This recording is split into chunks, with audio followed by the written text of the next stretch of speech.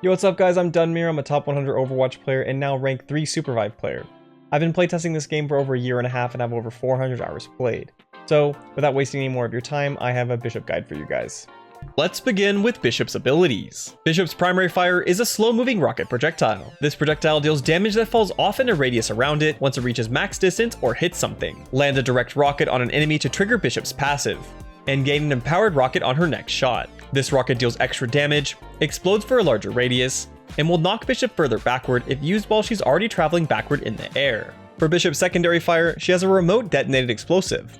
Bishop lobs out a remote detonated explosive that explodes after a time or can be activated before it explodes early. Any enemies hit by the explosive will take damage and knockback, and Bishop can also use it to knock back herself. This explosive can also be punched by Bishop to send it out towards enemies. Bishop's E ability allows her to charge up for a short time before punching any enemies in front of her. This punch deals damage and launches hit enemies away. If the enemies come into contact with another enemy or an obstacle, they take extra damage and are stunned. For every enemy that Bishop punches, she'll also gain a temporary overshield.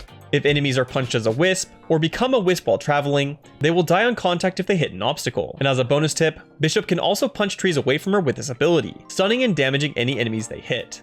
Bishop's mobility cooldown is her rocket boots. With this 2-charge cooldown, she blasts herself forward into the air. The rocket from this ability also deals some damage and knockback to enemies in a small circle around it. With Bishop's ultimate, she blasts forward toward her targeted location. If she hits an enemy, she deals damage to them and stuns them, and gains an HP overshield, before then jumping away in the direction she is holding. The stun duration depends on how far she traveled before hitting an enemy.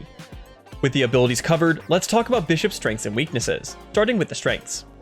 Bishop's first core strength is her excellent crowd control utility. Not only does she have 3 of these abilities, her punch, her range knockback explosive, and her ultimate, but they are quite effective against both solo enemies and groups, as both the knockback explosive and her ultimate can deal CC against multiple enemies, and the punch alone can stun lock a full team. On top of this, the stun timers on her punch and ultimate are also quite hefty if done properly, and can be comboed effectively into each other.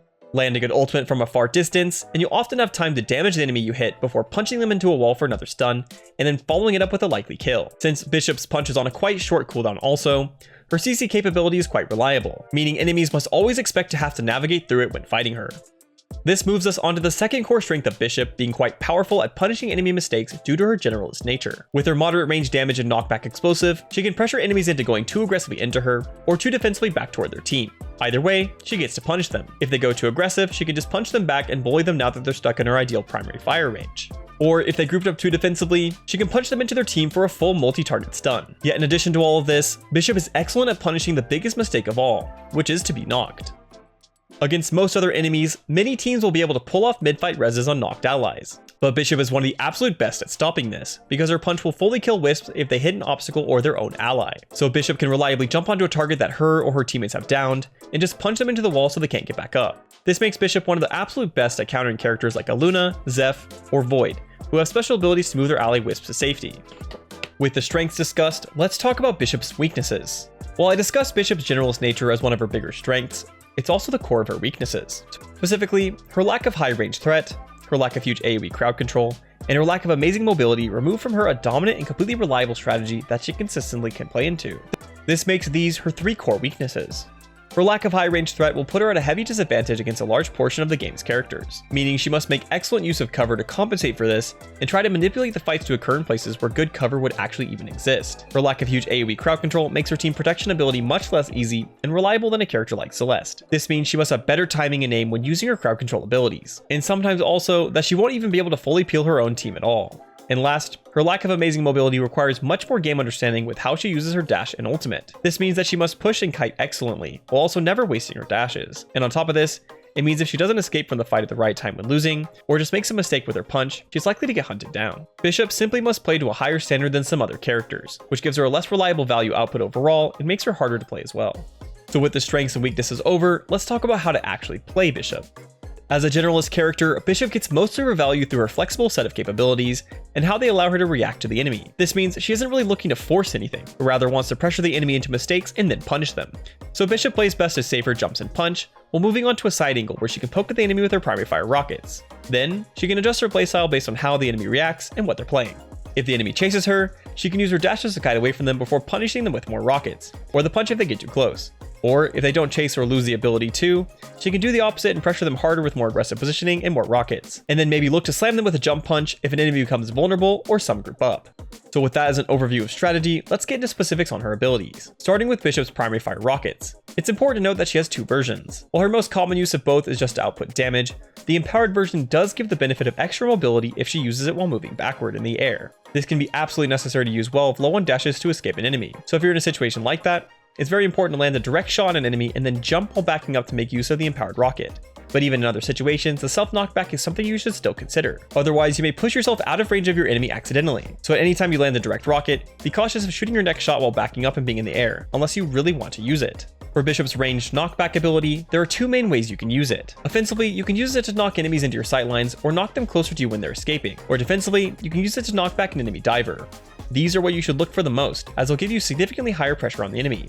The ability to push an enemy slightly forward into one of your rockets, or to knock them slightly back when they're engaging on you, can give you the slightest resource advantage to force out a flanking enemy, or to save one of your dashes for later. You can also use your ranged knockback explosion for a bit of mobility, but that's only really useful as a bonus value on top of its reliable defensive use of trying to use it to knock back a diving enemy. Alternatively, if you're looking for some extra damage on a completely unaware enemy, it's okay to just pop the ranged knockback right on top of them too as you use a rocket. Just make sure your rocket will land first, or you'll knock them away from it. In regards to Bishop's rocket punch, it makes her significantly more powerful when available, giving her huge extra strength both offensively and defensively. It makes it much harder for enemies to safely dive her, while also forcing enemies to be cautious of her jump punch range. Regardless of whether you choose to use it defensively or offensively, you'll want to position so you can punch enemies into a wall or another enemy and follow up with a well-aimed rocket to maximize value. You can also punch enemy wisps to finish them off too, which is quite powerful, especially against supports that can res easily like Seraph or Aluna. But you can even use your punch to launch enemy wisps into their allies to both kill the wisp and stun the allies. Just be careful to make sure it'll actually hit the enemy, or you'll just be making it easier for them to res. As for Bishop's jump mobility, it's best used in a pretty standard way, kiting disadvantages or pushing with a jump punch to catch out an enemy. However, it also allows her to gain height. So if she uses it to jump off of a high ground or pops 2, it can be used to go over short walls for an escape or to surprise an enemy. Also, it's important to keep in mind that each Bishop rocket that lands on an enemy will reduce the cooldown of her dashes. For Bishop's ultimate, it's most consistently used as an escape tool, but also offers powerful offensive value. So either you just make sure nobody's in your way and pop it to get out of the fight, or line up an unsuspecting enemy or one who is moving predictably and slam into them before finishing them with a combo of a rocket, then punch into a wall, and then another rocket. Maybe with a ranged knockback tossed in too. Yet it also can offer some value if used at close range. It doesn't stun the enemy for very long this way, but can be used to stop a powerful enemy ultimate in a pinch, or give her some extra HP. Just make sure whenever you hit the ult to use your WASD keys in the direction you want to go to jump off in that direction. This gives you a decent amount of height too, so it can be used to jump over some obstacles also.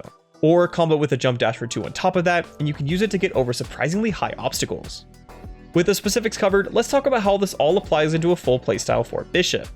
Though Bishop is quite powerful overall, she doesn't have as much of the raw upfront value of other characters. She can't just force herself in with a massive AoE ultimate like Shiv or Celeste, or two-shot enemies like Shrike, and she'll often be quite vulnerable after an ult or jump punch engage, while her primary fire damage and range just doesn't compare to many of the roster. So her most reliable playstyle is to play more slowly and methodically, working to secure an advantage where she'll become very powerful. Because of this, Bishop plays best by soft flanking, also called off-angling, onto the enemy team where there is cover she can use. This gives her two sources of value. First, it allows her to bypass her lack of top-tier range, giving her a more even 1v1 against higher range characters that soft flank on the same side to contest her. And second, it pressures enemies into grouping up where they'll be vulnerable to a multi-target punch. And on top of this, it just puts her in an excellent position to punish enemies with AoE damage or multi-target punches if they just stack up and don't contest you at all. But assuming they do contest Bishop, as they often will, the key to this playstyle is saving her punch and her dashes. With her punch available, Bishop is a powerful threat that enemies must respect. They can't easily jump onto her, and also must care her jumping onto them. This lets her control a corner of cover quite well in the space around it, meaning if an enemy doesn't have excellent range sightlines on her, they're very at risk to try and contest her on such a corner, so they'll often be forced to awkwardly position in the open or risk taking a single or double jump dash punch to the face. This can give her enough of an advantage to take even 1v1s against range characters that would normally beat her. Then, assuming you hold on to your dashes during all this, you'll have them to chase advantages you secure, or just to kite back against more mobile enemies, or to leave when losing the 1v1. So this is the base playstyle Bishop should take against most teams. Play at an off angle, use your knockback explosive to try and knock your enemies into the open while you pepper them with rockets. If an enemy doesn't contest you, you'll just get free hard pressure on the rest of the team. And then when you start winning a fight, either because they didn't contest you or because you've been pressuring them well, you can swing out onto an even more aggressive flank angle and pressure them even harder with rockets until an opportunity for a jump punch shows up, either by an enemy being low on mobility, by being stacked up with its team, or just by being unsuspecting. This playstyle modifies slightly depending on what you're playing against though. Against enemies that can pressure you through walls, you might want to accelerate the fight and look for a jump punch a bit earlier. Against enemies with incredibly high mobility, you'll need to play for more distance and consider saving your knockback explosive for extra counter dive utility. Yet both of these modifications play out toward the same goal. You want to pressure the enemy with damage and CC into making the mistake of taking a worse position or to stack on top of their team. Now on the opposite side of this, if you begin losing in these situations, you want to kite back slightly out of their range and heal up or punish them if they get too aggressive and become vulnerable. In this, your biggest goal in being pressured is just to get back into a neutral or strong 1v1 position, so you basically just want to stay alive.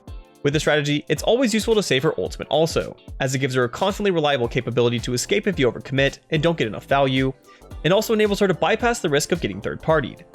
Also, while using this general playstyle, as fights go on, you'll want to be watching for opportunities to punch finish the wisp of an enemy that gets knocked, especially when playing against Aluna, Zeph, or Void. Oftentimes, your team will be low on resources after securing the kill, so they can't quite afford to risk their life to stomp an enemy that died toward their team. So if you won't have to commit too much, look to jump punch the Wisp, and especially look to punch either the Wisp and Aluna ults, or maybe even her if she gets too close.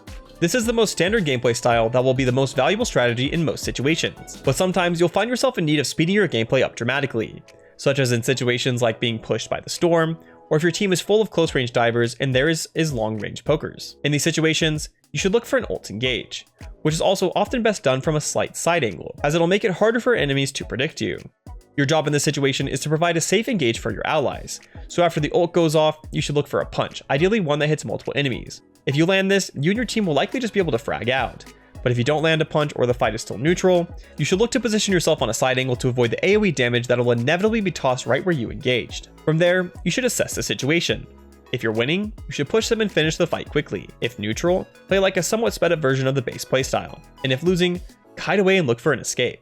Even in this, your biggest priority is still going back to the basics. Only use your dashes when necessary, and your punch when opportunities arise. And overall, just making sure to stay alive. Also, when playing with a dive-based composition, your teammates will often need to slow down after hard engaging to get some time to heal up and regain their dashes. Pay attention to this and don't take too much damage when they can't participate in the fight. Otherwise, you'll just tank too much aggro from the enemy when your team can't support you.